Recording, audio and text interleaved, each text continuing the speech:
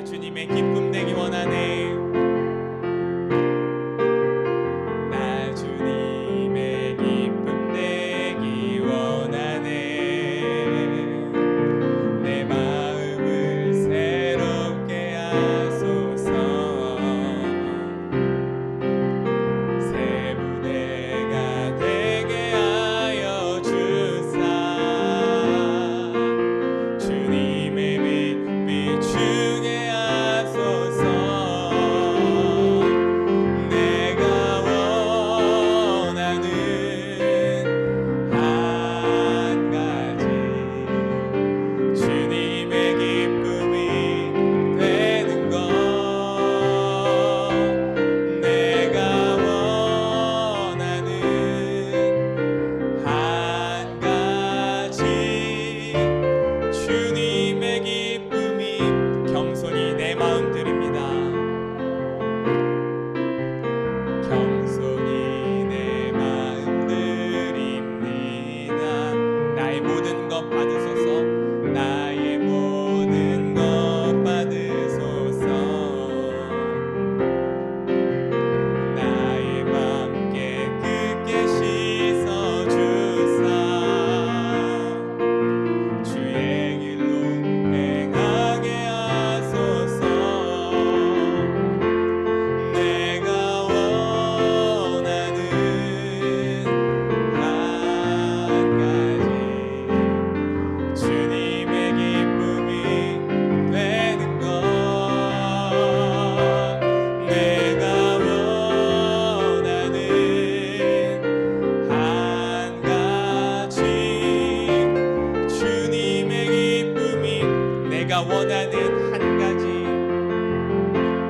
내가 원하는 한 가지 주님의 기쁨이 되는 것. 내가 원하는 한 가지 주님의 기쁨이 되는 것.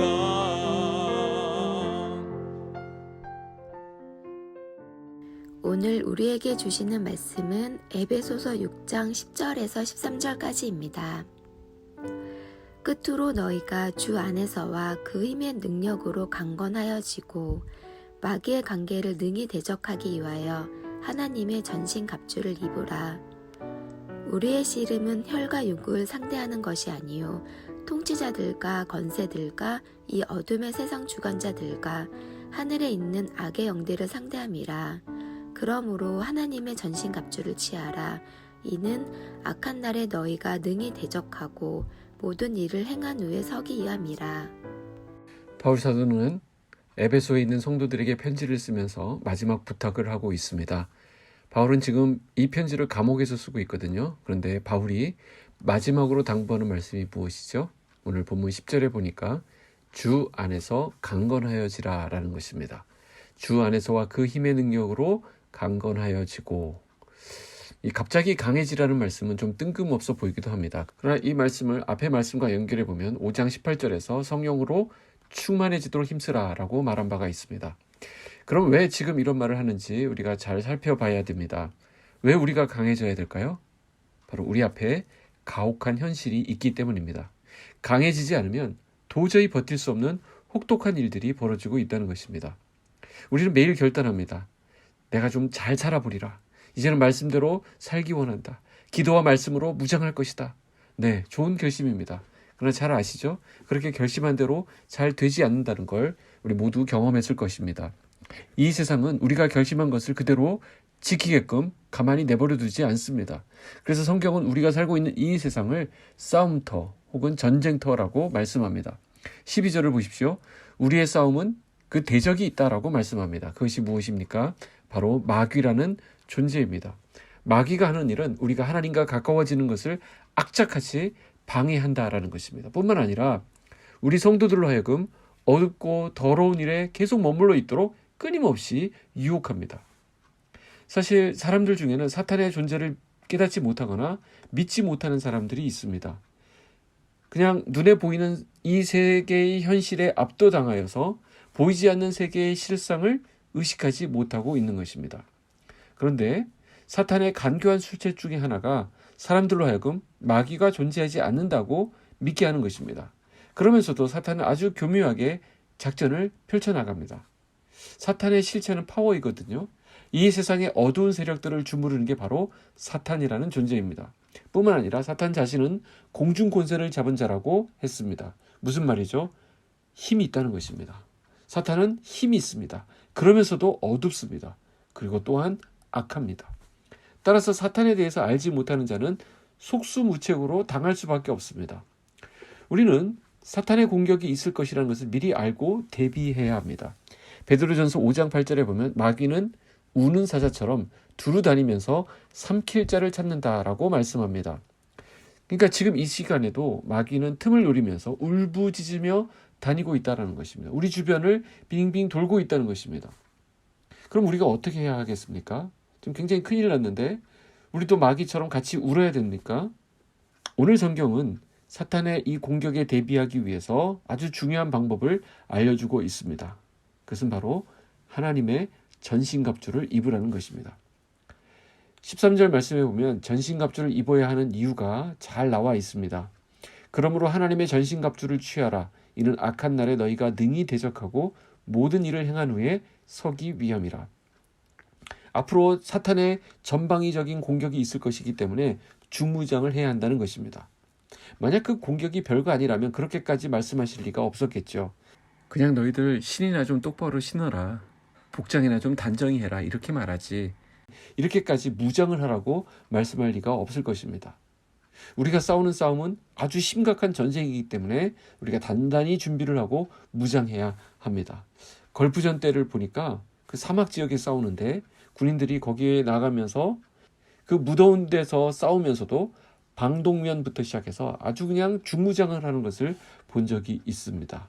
그런 준비를 해야 그런 큰 전투에서 승리할 수 있기 때문입니다. 근데 여기 아주 놀라운 사실이 있습니다. 이것은 거의 1급 비밀에 해당하는 것인데요. 너무 중요해서 작은 소리로 말씀드리겠습니다.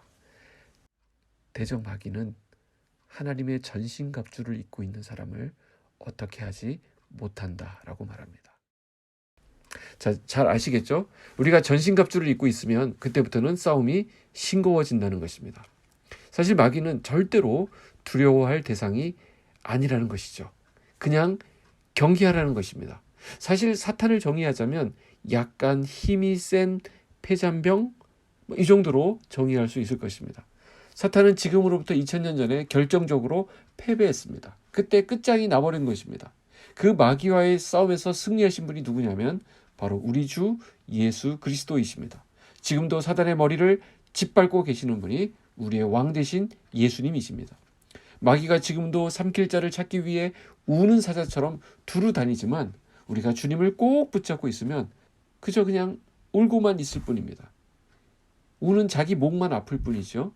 전신갑주에 들어가는 무기 아이템은 내일 아침에 하나씩 소개해 드리도록 하겠습니다.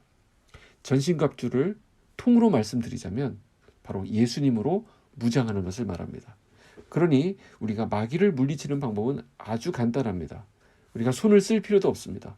그냥 주님을 부르면 됩니다. 주님, 주님. 그러면 다 끝난다는 것이죠. 약간 위기가 있을 때는 좀 더 옥탑을 올려서 주님 하면 되는 것입니다. 우리가 주님을 부르며 의지하는 순간 우리 주변을 호시탐탐 노리며 접근했던 그 마귀가 도망을 갈 수밖에 없습니다. 그러나 주님을 놓치는 순간 견디기 힘든 아주 어려운 상황이 발생하게 됩니다. 마치 어린아이가 길을 가다가 엄마의 손을 놓치게 되면 모든 것을 잃은 것처럼 우리는 이제 주님의 손을 꼭 붙잡아야만 합니다. 주님과 함께할 때 우리는 강합니다. 주님과 멀어지면 우리는 약해질 수밖에 없습니다. 넘어질 수밖에 없고요. 일을 망칠 수밖에 없습니다. 이미 많이들 경험해 보셨죠? 이제 오늘 하루를 시작하며 주님의 전신갑주를 챙기시기를 부탁드립니다. 주님과 동행함으로 마귀의 계계를 물리치는 승리가 저와 여러분의 삶에 있기를 축복합니다. 기도하겠습니다. 하나님 아버지, 오늘도 승리의 말씀 주셔서 감사합니다. 우리는 내가 싸우려 하면서 늘 힘에 부치고 밀리는 것을 느끼곤 합니다. 오늘 말씀을 통하여 대적하는 방법, 승리의 비결을 알려주셨습니다.